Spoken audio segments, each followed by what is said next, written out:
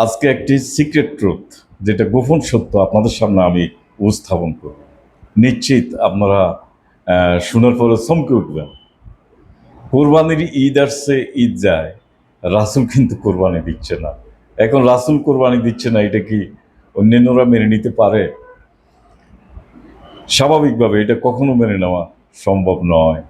তো তারা সংঘবদ্ধ হয়ে অনেকটা জঙ্গি টাইপের একটা গ্রুপ, তারা এসে রাসূলকে বললে, হে রাসূল, আপনি আপনি কোরবানি দেন।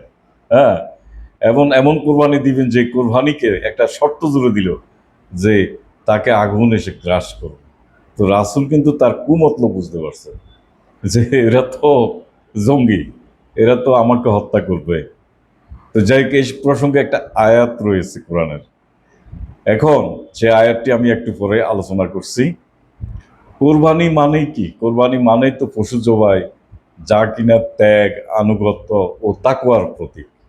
তো এরকম একটি বিষয় রাসূল কেন অ্যাভয়েড করলো? রাসূল রাসূল কেন কোরবানি দিল না? এখন আমরা যা জেনে আসছি এই যে কোরবানি বিষয়ে, বিশাল মহিমা, ত্যাগের মহিমা, আদতে কি তাই? কিন্তু কোরআনের কোরবানি এমন কিছু নয়, এত মহিমান্বিত নয়। কোরআনের কোরবানি হচ্ছে যে সার্টেন এলিমেন্টস অর ফ্যাক্টরস, যা মানুষকে অন্যায়ভাবে হত্যাকাণ্ডে প্রলুব্ধ করে, যেটাকে আনলফুল আপনার মার্ডার বা কিলিংস আপনি বলতে পারেন। এটা হচ্ছে কোরআনের কোরবানি। তো এই কোরবানি দিতে রাসূল কিন্তু অস্বীকার করে। এখন সেটি সূরা আল ইমরানের 3-183 নং আয়াত। আপনারা আয়াতের সাথে আমার বক্তব্য মিলিয়ে নেবেন। যারা বলে আয়াতে যে আল্লাহ আমাদেরকে আদেশ দিয়েছেন যে আমরা যেন রাসূলের প্রতি বিশ্বাস স্থাপন না করি যতক্ষণ পর্যন্ত সে কোরবানি না করবে, এবং যাকে অগ্নিগ্রাস করবে। তাহলে রাসূল, আহ, যারা এখানে এই জঙ্গি গ্রুপটা আসছে তারা কারা? তারা তো আল্লাহর প্রতি বিশ্বাসী। তারা তো বললো যে আল্লাহ তাদেরকে নির্দেশ দিয়েছেন। হ্যাঁ, আল্লাহ বলছেন কোরবানি দিতে, তো রাসূলকে কোরবানি দিতে হবে।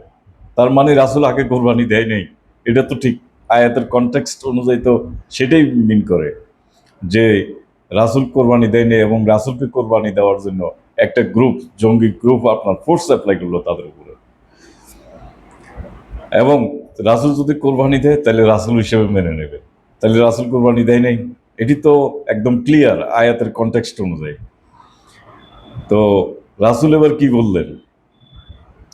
তা আল্লাহ বললেন যে তুমি তাদেরকে বলো, আমার পূর্বে বহু রসূল স্পষ্ট নিদর্শন সহ, এবং তোমরা যা বলছো, মানে তোমরা যে কোরবানের কথা বলছো, যে তা সহ তোমাদের নিকট এসেছিল। যদি তোমরা সত্যবাদী হও তাহলে কেন তাদেরকে হত্যা করেছিলে? তাইলে তাদেরকে হত্যা কেন করলে? তাইলে রাসূল বললেন যে অতীতের মতো তোমরা আমাকেও হত্যা করবে। হ্যাঁ, তাইলে এখানে কোরবানিটা হচ্ছে কি? তাদের যে কোরবানির আপিল করলো রাসূলের কাছে, আপনি কোরবানি দিবেন, এটা হচ্ছে কি? এটি হচ্ছে এ রিলিজিয়াসলি আপনার মোটিভেটেড মার্ডার, অর্থাৎ ধর্মীয় উন্মাদনা থেকে হত্যা। এখন ধরুন, একবারে একটা উদাহরণ দিয়ে বুঝে দিই। ধরুন আমার নিজেকে দিয়ে উদাহরণ দিচ্ছি। ধরুন আমি কোরবানি দিতে অস্বীকার করলাম যে কোরআনে নেই, আমি কোরবানি দেব না। বিষয়টা কি দাঁড়াবে? এলাকার মানুষজন, মাওলানা মৌলভী যদি জানতে পারে যে আমি কোরবানিকে অস্বীকার করছি, সামর্থ্য থাকা সত্ত্বেও আমি কোরবানি দিচ্ছি না, তারা কি সেই একটা গ্রুপ জড়ো হয়ে আমাকে অ্যাটাক করবে না, আক্রমণ করবে না যে তুমি কোরবানি দাও? আর যদি আমি কোরবানি না দেই তাইলে ঘটনাটা কি দাঁড়াবে? ডট ডট ডট ডট, আপনারা বাকিটা বুঝে নেন। যেহেতু তারা একটা অ্যাগ্রেসিভ মেন্টালিটি নিয়ে তারা আমার সামনে এসে আমাকে অ্যাটাক করছে যে আপনাকে কোরবানি দিতে হবে, আর আমি বললাম যে এই কোরবানি তো কোরআনে নেই, আপনারা কোথায় পেয়েছেন? যদি আমি তাকে প্রশ্ন করি, তারা কি বলবে? যে আমরা তো এই কোরবানির বিধান হাদিসে পেয়েছি, আমাদের আল্লাহ আমাদেরকে বলেছে কোরবানি দিতে, আর তুমি কোরবানি দিবে না। বিষয়টা ঠিক অনেকটা এরকম রাসূলের ক্ষেত্র ঘটেছে। এখন তাইলে এই যে এখানে যদি কোনো অনাকাঙ্ক্ষিত দুর্ঘটনা ঘটে এক্ষেত্রে, তাইলে সেই ধর্মীয় উন্মাদনার ফলে এই ঘটনাটি ঘটবে, ঠিক নয় কি? অর্থাৎ রিলিজিয়াস মোটিভেটেড মার্ডার, এটাই কোরবানি বা আনলফুল মার্ডার যেটাকে বলে। নিশ্চয় আপনারা বিষয়টা বুঝতে পারছেন। অর্থাৎ এই কোরবানি মানে হচ্ছে আনলফুল এবং অন্যায়ভাবে কাউকে হত্যা করা বা পরাজিত করা। এটি হচ্ছে কোরআনের আমার কোরবানির ডেফিনেশন। আর আমরা কি করি? আমরা তো নির্বিচারে পশু হত্যা করছি, কারণ একটা দিনকে নির্বাচন করে এবং এই দিনে সারা পৃথিবীব্যাপী লক্ষ লক্ষ পশু, যা আল্লাহ আমাদেরকে রিজিক হিসেবে দিয়েছেন।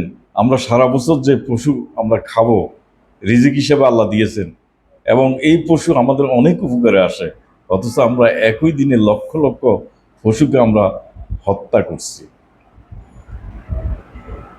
এটি কি নির্মোহ আপনার পৈশাচিক কাজ নয়? এখন আসেন যে কোরবানির কথা তো আপনারা বলবেন যে আরো আয়াত রয়েছে, তো এই একটি আয়াত না হয় 183 নং আয়াতে রাসূল অস্বীকার করছে, না হয় অন্য কোনো প্রেক্ষাপটের মধ্যে আছে, আমি মেনে নিলাম। আমরা পরের আয়াতগুলো আমরা একটু বিশ্লেষণ করে দেখি যে সূরা মায়েদার 527 নং আয়াতে কি বলা আছে। কোরবানির সূরা মায়েদার 587 নং আয়াতে যে কোরবানির প্রতিযোগিতায় অবতীর্ণ হয়ে মর্মান্তিক হত্যাকাণ্ডের শিকার হয়েছে আদমের দুই পুত্র। এই ইতিহাস সেই মানব জাতির প্রারম্ভিক কালে, সেই ইতিহাস কিন্তু আমাদের সকলেরই জানা। তাইলে আদমের দুই পুত্র, হ্যাঁ, যে যখন তারা উভয় কোরবানি পেশ করলো, যে একজনের কোরবানি কবুল হলো, আরেকজনের কোরবানি কবুল হলো না, তার মানে যার কোরবানিটা কবুল হয়েছে তার গাড়ির উপরে আপনার মৃত্যুর যমদূত এসে শোয়া হলো এবং তাকে সে হত্যা করা হলো। তাইলে এই কোরবানি কি হলো? সেটা তার জীবন বিপন্ন হলো এবং তাকে হত্যা করা হলো। তাইলে এই কোরবানিকে, এই যে ঘটনা, এই প্রেক্ষাপটে আমরা যদি বিচার বিশ্লেষণ করি, তাইলে এই ধরনের মার্ডারকে, হত্যাকে বলা হয় প্রতিহিংসা বশত হত্যা। তাইলে আদমের দুই পুত্রের ক্ষেত্রে যে হত্যাকাণ্ড বা যে কোরবানি, সেটা ছিল প্রতিহিংসা বশত হত্যা। এবার আসেন সূরা ইব্রাহিমের পুত্র জবাই পরিকল্পনা, সেটা হচ্ছে 37-এর 102 থেকে 107 নং আয়াত। ইব্রাহিম আলাইহিসসালাম আপনার স্বপ্ন দেখে আবেগ তাড়িত হয়ে কি করলেন? অ্যাটেম্প টু মার্ডার জড়িয়ে পড়লেন, ঠিক তাই নয় কি? হ্যাঁ। এবং স্বপ্ন, যে যে স্বপ্ন তাকে আবেগে রূপান্তরিত করে, যার পিছনে কিন্তু কোনো লজিক কাজ করেনি, কোনো যুক্তি কিন্তু তার পিছনে কাজ করেনি, সে তার সন্তানকে হত্যার জন্য আপনার মাটিতে শুইয়ে দিল। আল্লাহ যদি তাকে সাবধান না করতেন, সেই মুহূর্তে সতর্ক না করতেন এবং ডাক না দিতেন, তাইলে ইব্রাহিম কিন্তু তার পুত্রকে জবাই করে দিচ্ছে। তাইলে তার জবাইটা কিসের উপরে? এর কোনো লজিক নেই, এর কোনো আপনার যুক কোনো লজিক দিয়ে আপনি এটাকে এস্টাবলিশ করতে পারবেন না। একটা স্বপ্নের বিষয়। আল্লাহ তো বললেন যে ইব্রাহিম, তুমি তো এটা একটা স্বপ্ন দেখেছো মাত্র। তার মানে এখানে যে মার্ডার হতে যাচ্ছিল, সেটা হচ্ছে ইমোশনালি ড্রাইভেন মার্ডার বা আবেগ তাড়িত হত্যা।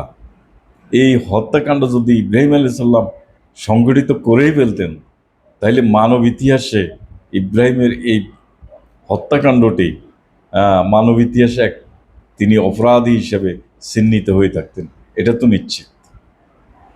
কিন্তু আল্লাহ তাকে সেখান থেকে রক্ষা করলেন এবং 37-এর 108 নং আয়াতে আল্লাহ বললেন, আমি পরবর্তীদের মাঝে তার সুনাম অক্ষুণ্ণ করেছি। অর্থাৎ তাকে কলঙ্কজনক কলঙ্কের মধ্যে তাকে আল্লাহ পড়তে দেয়নি। এখন তাহলে আমরা যে কয়েকটি কোরবান শব্দটা আপনার এখানে উল্লেখ রয়েছে বা জব শব্দটা আছে, সেটি হচ্ছে আনলফুল মার্ডার, এটি হচ্ছে কোরবানি। যেমন এক রাসূলের কোরবানি হচ্ছে ধর্মীয় উন্মাদনা থেকে হত্যা, অর্থাৎ এ রিলিজিয়াসলি মোটিভেটেড মার্ডার। আদমের দুই পুত্রের কোরবানি মানে প্রতিহিংসা বশত হত্যা বা a revenge driven murder. Ibrahim আলাইহিসসালামের কোরবানি হচ্ছে আবেগ তাড়িত হত্যা বা an emotionally driven attempt to murder, একদম ডাইরেক্ট। হ্যাঁ, এটা হচ্ছে ইমোশনাল।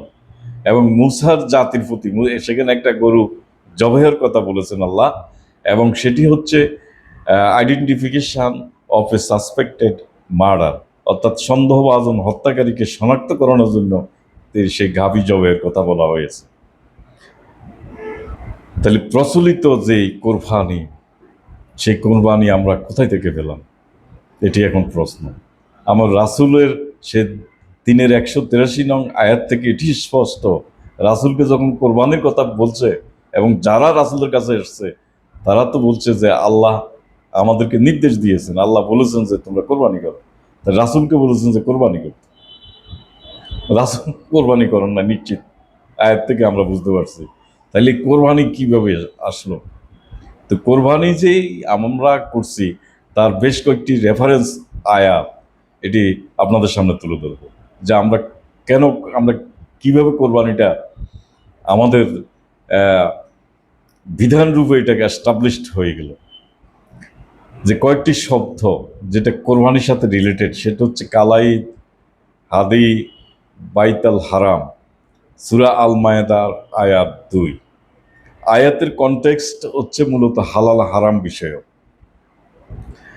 এখন এখানে এর উপরে কিন্তু আমি একটি ভিডিও অতীতে দিয়েছি, তো আপনারা একটু দেখবেন সেই ভিডিও রিলেটেড। সেটি হচ্ছে যে প্রজনন মৌসুমে সমুদ্র তীরবর্তী অঞ্চলে শিকার নিষিদ্ধ করেছেন আল্লাহ। সেটি হচ্ছে হরমোন।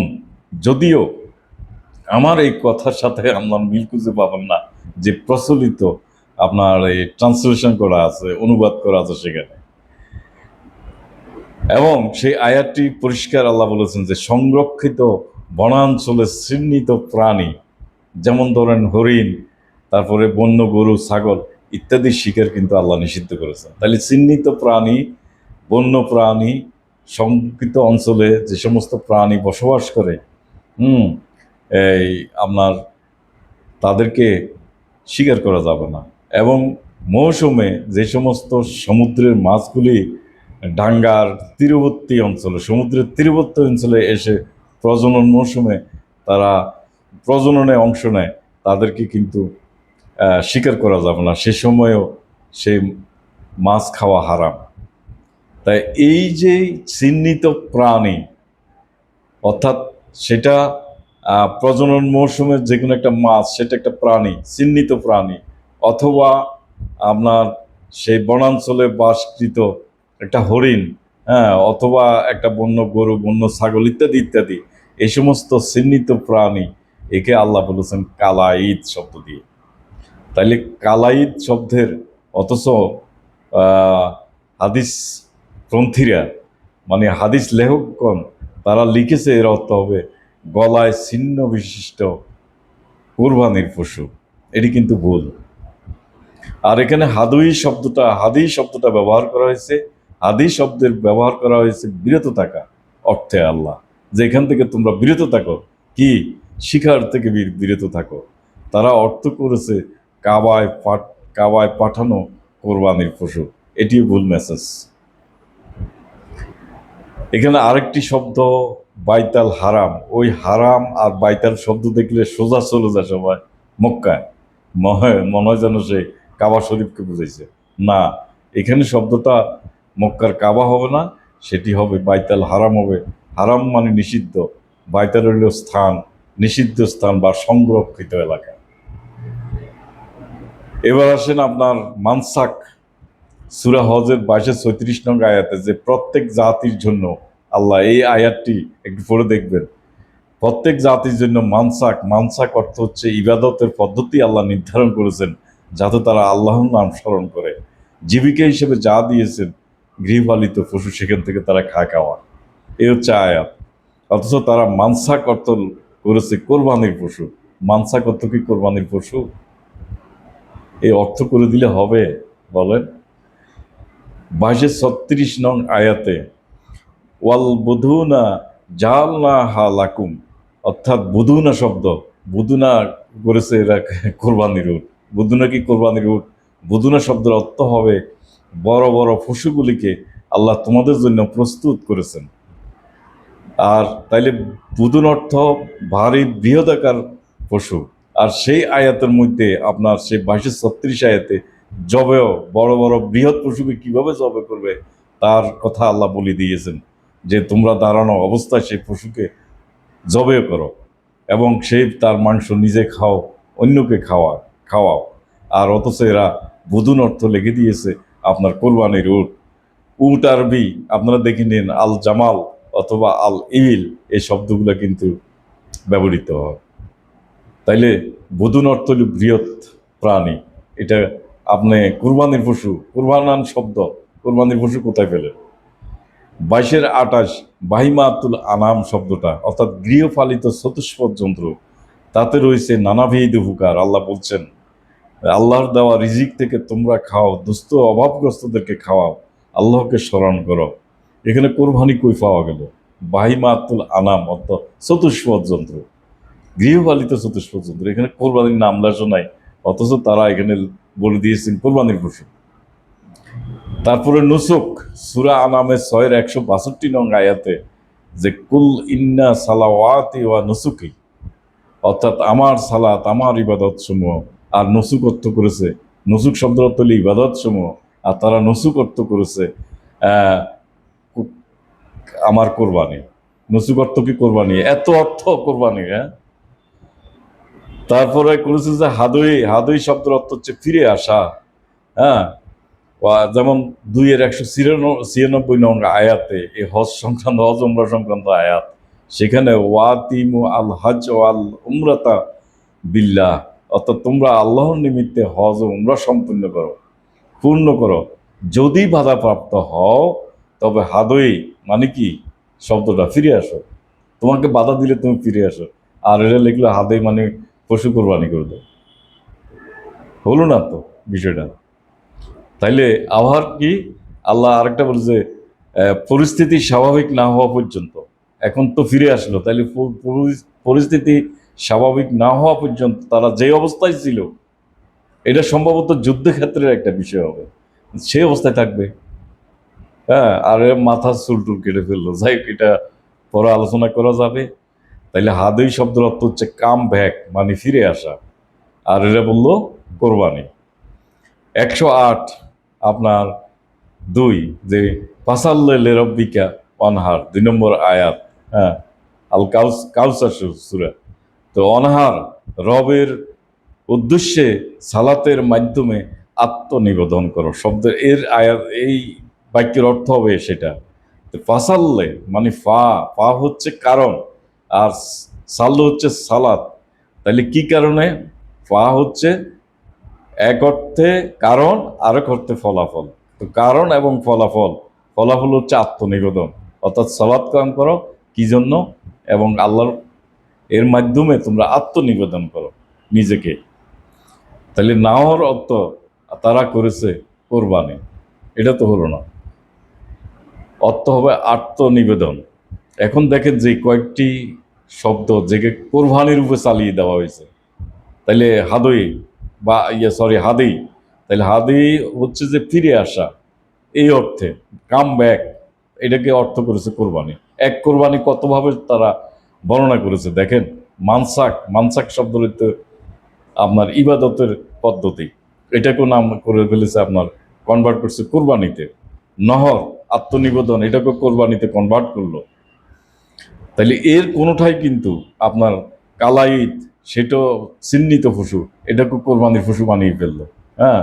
তো এর কোনোটাই কিন্তু আপনার কোরবানির সাথে সম্পর্কযুক্ত নয়।